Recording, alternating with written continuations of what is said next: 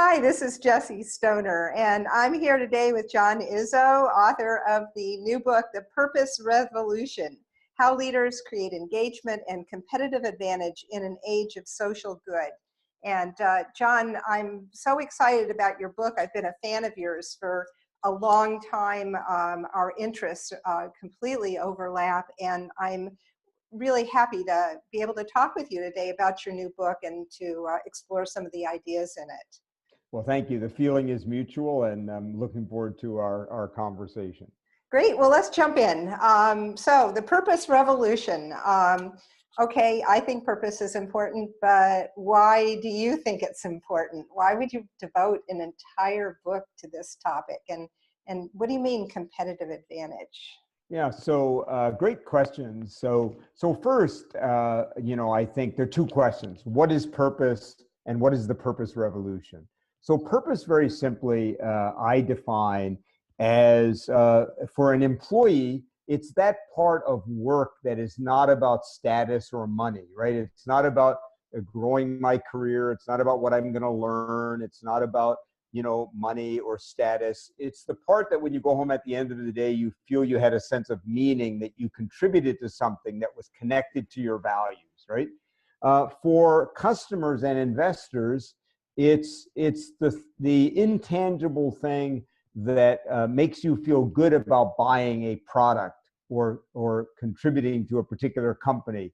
It's not just about the product or the service. It's not just about the price or the value. It's the feeling that you're contributing to something you believe in, or boycotting something you don't believe in by supporting that company. So that's what purpose is in our definition. And then the question is, so what's the revolution?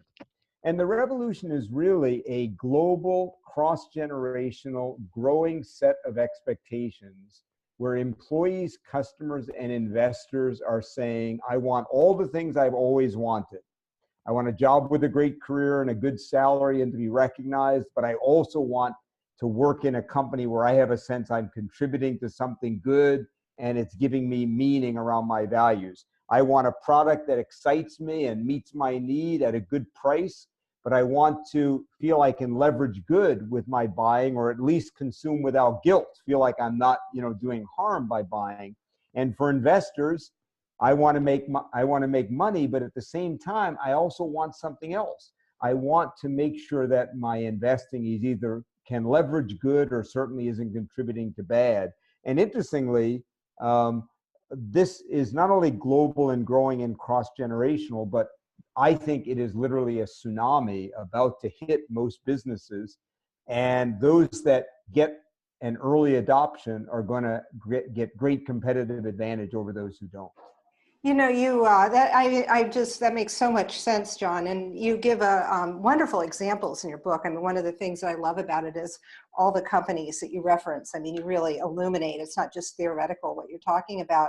And I was really struck with some of the examples that you gave of companies that don't get this or have really blown it. And what is it going to take for them to turn it around? And most recently with Wells Fargo and also with Uber. And I'm just wondering if what are your thoughts on what they're going to need to do in order to connect in with this?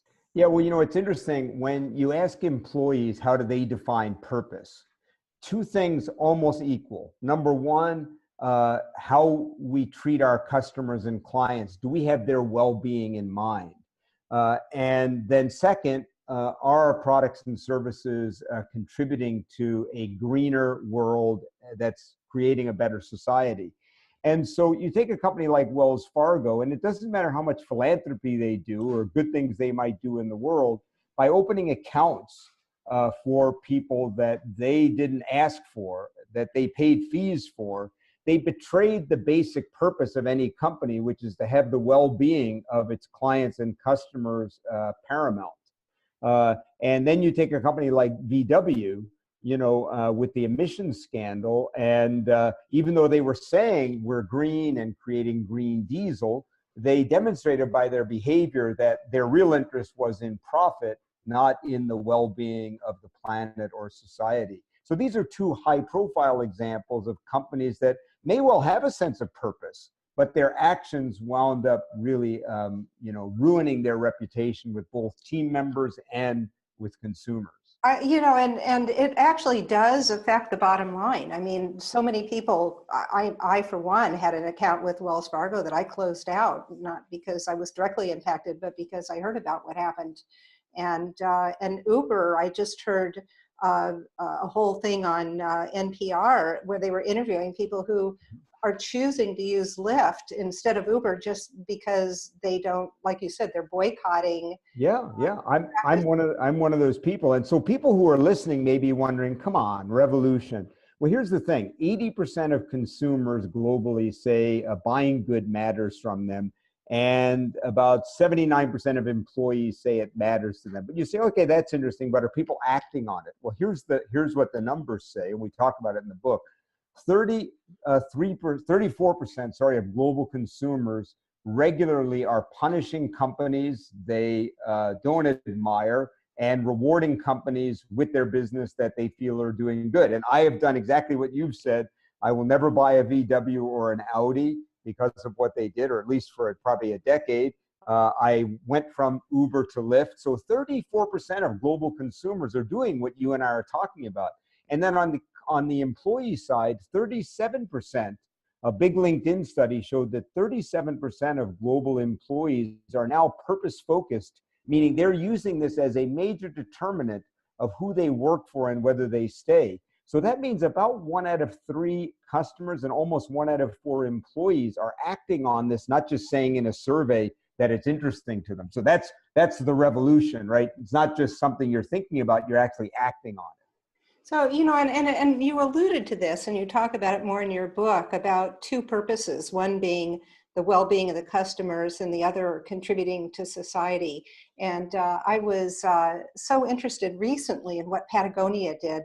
Are you familiar with them? Yes.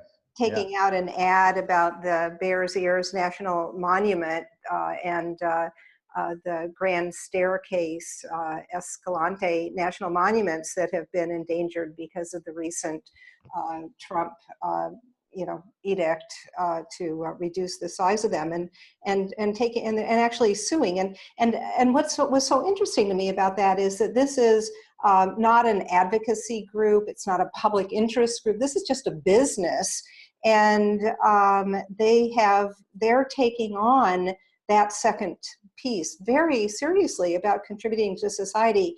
And once again, the effect of something like that on me as a consumer is I'm gonna make sure anything outdoor equipment I buy is Patagonia from now on. They just sealed in my loyalty. I'm amazed. Yeah, and it's a great example of something that we talk about in the book, which is that some companies that are really purpose-driven and get the highest levels of loyalty know that they're going to make some people angry and not want to buy from them, right? So, Ben and Jerry's is a great example. It's a company that's taken all kinds of very strong stands on climate change and climate change legislation and LGBT rights. And they understand that some people buy their ice cream just because they like their ice cream, or they like the values of organic, or some of these other things. But a good 40% of their customers they know this, are connected to them mostly because of these stands that they're taking. And the interesting thing about that group of customers is the Ben and Jerry's folks tell me that they've done the research when other premium ice creams go on sale, like Haagen-Dazs, these customers who are connected to their social issue stances do not leave. They are so loyal that it doesn't matter if your competitor puts things on sale. But of course, some people may not buy Ben and Jerry's for that reason. And so what you see is that many of the companies winning in the purpose revolution understand they're not going to be able to please everyone, but they kind of know who they're trying to please. And it's often, and we talk about this in the book, an expression of their authentic values as opposed to a marketing ploy. Again, I feel like VW is a good example of a company that probably did this because we saw the market research, people want green, rather than an authentic expression of their values that you might see at a company like a 3M or even Ford, who we feature in the book, where I think it's really coming from a place of values rather than a place of just trying to manipulate customers or employees. So, and that just makes so much sense. I mean, even back to Patagonia, they're a company that makes outdoor equipment and clothing. So for them to have a commitment around outdoor sites and environments is just totally aligned with who they are as a company. So there is an authenticity to it. I'm also struck by what it means to take a stand for a company, to stand for something besides profit. And knowing that means you're not going to be all things to all people, or maybe not have as large of a customer base, but maybe a more loyal customer base. Yeah. And you know, the thing is too that increasingly when companies do that, it turns out that customers do respond to it. One of my favorite stories in the book is we feature Seventh Generation, a really amazing company that's very purpose-driven, and by the way, has stolen all kinds of amazing talent from much bigger companies like Procter and Gamble and Clorox, you know, who say, I want to work for purpose, even if I take a pay cut, right? And so the interesting thing about Seventh Generation is a number of years ago, they ran a full-page ad in the New York Times encouraging people to join them, trying to get Congress to pass a law to that toxic chemicals had to be named if they were in cleaning products. And they didn't say anything about the company. The ad the full page ad didn't say anything about their products. It just said, will you help us? We think this is the right thing to do. And then they measured the impact of that ad on their sales. And it turns out it had a bigger impact on their sales than an entire year's worth of coupons. And I think it's such a great example that when companies do an authentic action of purpose, they often find that the customers find them. And in the book, we talk about something we call hands-on purpose, which is, and this is a great example of it, how do you get your customers and employees to feel like they're not just watching you do good, but you're inviting them to do good with you? And it turns out it's a very powerful thing, both to accomplish things, but also to create tremendous loyalty. So, you know, I want to switch a little bit because you also, your book covers a lot, and the organization purpose, we could just keep talking about it, but I also want to make sure we hit some of the other ideas in your book. And another huge area that you talk about is personal purpose and how important that is for a leader. And I love the example you gave about Bill Ford. Could you tell me a little bit about how you see personal purpose at play for a leader and why that's important for a leader to have that? Yeah. Well, you know, in the first third of the book, we more or less make the case for the revolution. You know, here's the tsunami that's coming, and here's why most companies are failing at purpose, which global CEOs say about only a third of them say they feel they're succeeding at purpose. So there's a lot of things not going well. And then the second half of the book, we say, how do you do this? And the first chapter in that second half is every leader must have a purpose.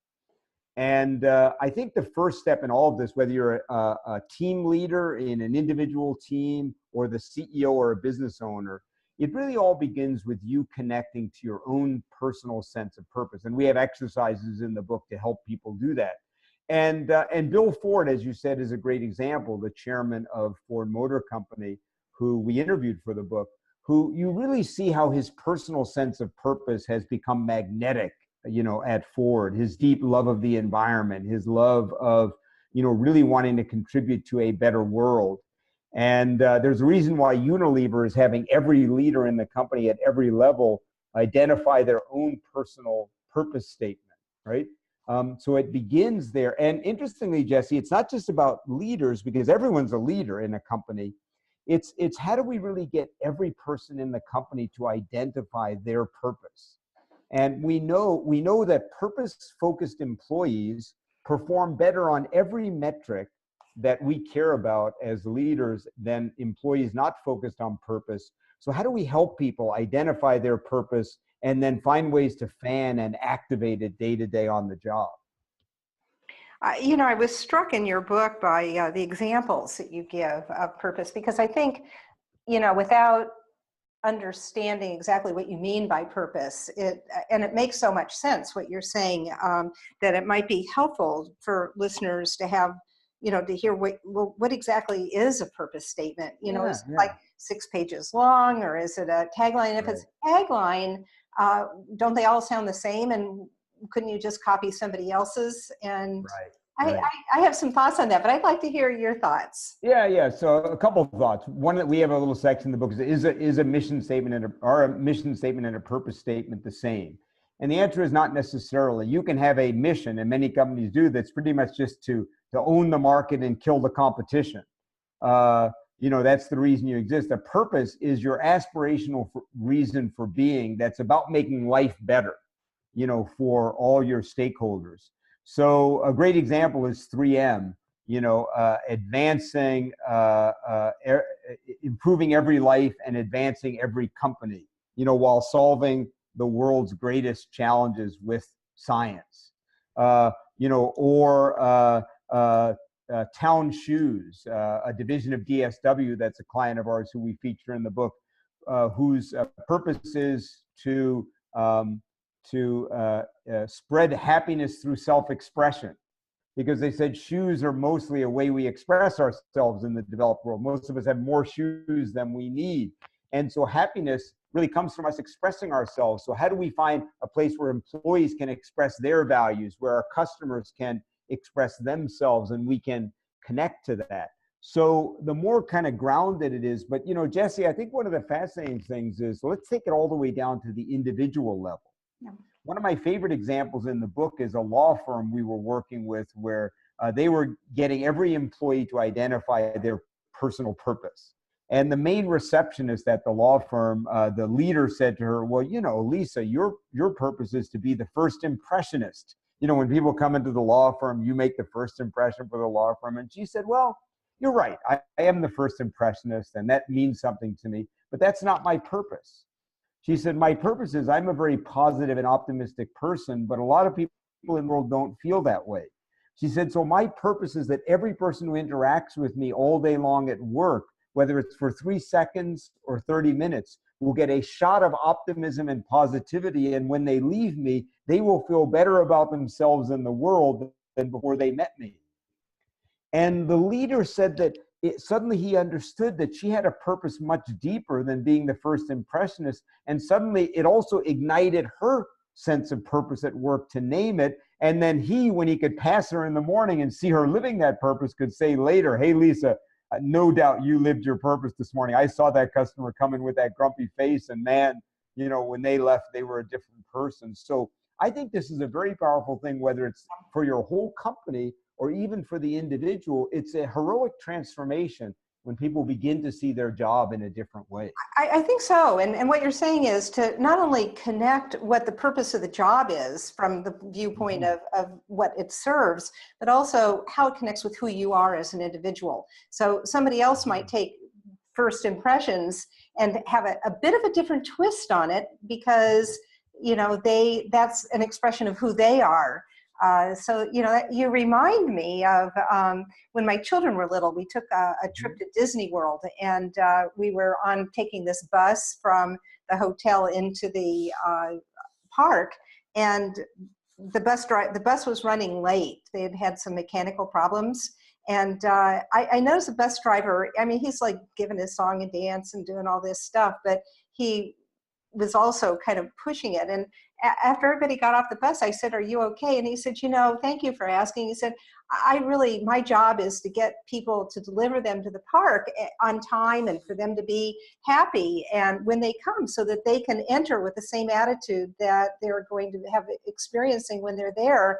And to tell you the truth, I'm so frustrated when I can't do that, and when something happens that's out of my power. And he was speaking as a human being, not as delivering a statement. And I thought, wow, he really gets it, what his job is, and how it connects with him personally. So when you talk about the work you're doing at Unilever, is it where you said where every single person is coming up with every leader at all levels. every leader, I can really see the power of that, because it's not just intellectually understanding the purpose of your job, it's also connecting it with your own personal values and who you are. Yeah, and one of the fascinating pieces of research that I looked at in the recent years is that people are actually not motivated very much by company values, but they're incredibly motivated when they feel they get to live their own values. So part of this, most leaders have never been trained at all to even be in those kind of conversations with people. And I always say to people, to leaders, and we talk about in the book, is that every person who works for you has a purpose or has one waiting to blossom. And if you can have that blossom, it will change the way they perform. And also you'll add meaning to their life and to the business. So I think it's such a critical piece. I mean, there's lots of other things that we have to do to activate purpose, but it does begin with that first act, whether it's the leader thinking about their legacy, or what is our company here for? Why does it matter that we exist? Or every individual down to that receptionist or custodian or bank teller asking that same question. It's a very powerful thing. So this actually great leads into my last question for you. So what can a leader do to create more purpose on their team at work if they're not the president or a senior leader? Yeah. And that's so important. And we wrote the book with that in mind. We said, look, a lot of the people who are going to read this book are not the CEO. They don't run the company, right? So how do we do that? The first thing is, I think three things really stand out. Number one, connect with your own purpose as a leader and begin to talk about it more. Begin to talk with your team honestly and openly. When you're hiring someone, tell them what your purpose is and what you're trying to accomplish, what the work means to you. And start to tell stories of where you've really seen your team and yourself make a difference. The second thing is to start to drive job purpose versus job function. Great example, we were working with Molly Maid, the cleaning company, and I was interviewing one of their most successful franchisees. And she told me that when she hires maids, she says to them, I want you to know that you're not just cleaning homes, but in your job, you're going to give people the greatest gift a human being can get. You're going to give busy people the gift of time, the ability to spend their time on other things that are important to them. A busy single mom's going to come home to a clean house when her whole life feels like a mess. She said, you're going to go into the homes of older people who may not have a visitor for days, and you have a chance to alleviate loneliness. And so leaders have to start to begin to drive job purpose, not just job function. And the third thing is create what we call line of sight to purpose, which is consistently find ways to help your people remember the difference they're making. So that Molly Maid franchisee, who by the way is one of their most successful franchisees, even though she's very young, regularly brings in those busy moms, the families of the elderly people whose homes that they clean, to say what a difference their staff people are making. Royal Bank, who's a client of ours, has a time in every meeting, in every branch, at the beginning of every meeting, where people just share on the team, here's a way I think I made a difference since the last time we met. And in those branches that did it, their engagement grew by 20% in 6 months and their sales by 17%. So those are three things leaders can do. Connect to your own purpose, consistently drive and talk about job purpose, not just job function, and do what that law firm did, get your employees to name their own purpose. And third, constantly find ways for people to see and remember the difference they're making, both by bringing in the stories, but also just creating space for people to talk about how they've made a difference. And I think if you do those three things alone, that will begin to ignite a new kind of equation. And you can do that whether your company is purpose-driven or not. And again, in the book, we also talk about some ways you can be a change agent to influence your company to become more purposeful. Great tips. John, I want to thank you so much for your time today. It was a fascinating conversation. There's so much more to be said. And I'd like to encourage anybody who thought this was interesting to read the book, The Purpose Revolution, How Leaders Create Engagement and Competitive Advantage in an Age of Social Good. It's a fabulous book, and it's full not only of examples, but also exercises and activities that you can do to help yourself and your company. So thanks again, John, so much. Yeah. Thank you, Jesse. I really appreciate you. You're doing a better job of saying that than me. I do think that's one of the great things about the book is its practicality, filled with real examples and exercises you can do. And if people go to purposerevolutionbook.com, they can also download a free chapter and kind of, get some more information on the book. Terrific. Thanks, John. Thank you, Jesse. Keep up your good work.